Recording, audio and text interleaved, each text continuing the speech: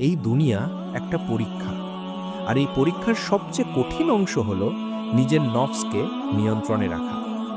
কুরআনে আল্লাহ তাআলা বলেন, আর যারা তাদের রবকে ভয় করে এবং প্রবৃত্তিকে বা নফসকে অমান্য করে, নিশ্চয়ই জান্নাতি তাদের আশ্রয়। সূরা আন-নাজিয়াত। এই আয়াতটি আমাদের চোখে আঙুল দিয়ে দেখিয়ে দেয়, যে ব্যক্তি তার নফসের খেয়ালকে দমন করতে পারবে, সেই হবে জান্নাতের যোগ্য। একবার হজরত ইউসুফ আলাইহিস সালামকে আমরা দেখি, যখন রাজকুমারী তাকে গুনাহর দিকে ডাকছিল, তখন তিনি বলেছিলেন, আমি আল্লাহর আশ্রয় নিচ্ছি। সূরা ইউসুফ। এই হল নফস জয়ের প্রকৃত উদাহরণ। একা ঘরে কোনো বাধা নেই, তবুও তিনি নিজের নফসকে নিয়ন্ত্রণ করেছেন।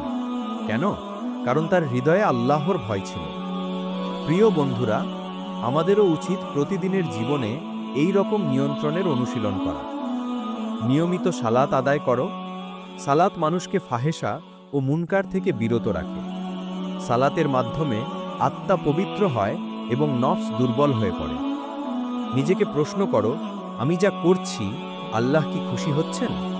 এই একটাই প্রশ্ন অনেক গুনাহ থেকে বাঁচাতে পারে। রোজা রাখো, না হলেও নফসকে রোজার মতো সংযমে রাখো। হাদিসে এসেছে, রোজা ঢাল স্বরূপ, এটি নফসের কামনাকে দুর্বল করে দেয়। ভালো বন্ধু বেছে নাও। কুরআনে বলা হয়েছে, বন্ধুরা সেই দিন একে অপরের শত্রু হবে আল্লাহ ভীরু ছাড়া। নফসের বিরুদ্ধে মুজাহাদা করো। নবী সাল্লাল্লাহু আলাইহি ওয়াসাল্লাম বলেছেন, তোমার সবচেয়ে বড় শত্রু হলো তোমার নিজের নফস, যা তোমার ভেতরে আছে। যদি আমরা আজ নফসকে নিয়ন্ত্রণ না করি, একদিন সেই নফসই আমাদের নিয়ন্ত্রণ করবে। তখন গুনাহ আমাদের অভ্যেসে পরিণত হবে। সুতরাং এখনই সময় নফসকে জয় করার যুদ্ধ শুরু করার। চলো নিজেকে জিজ্ঞেস করি, আমি কি জান্নাতের পথেই চলছি, না আমার নফসের দাসত্বে গুনাহের গহ্বরে হারিয়ে যাচ্ছি? আল্লাহ আমাদের নফসকে নিয়ন্ত্রণে রাখার তৌফিক দান করুন। আমিন।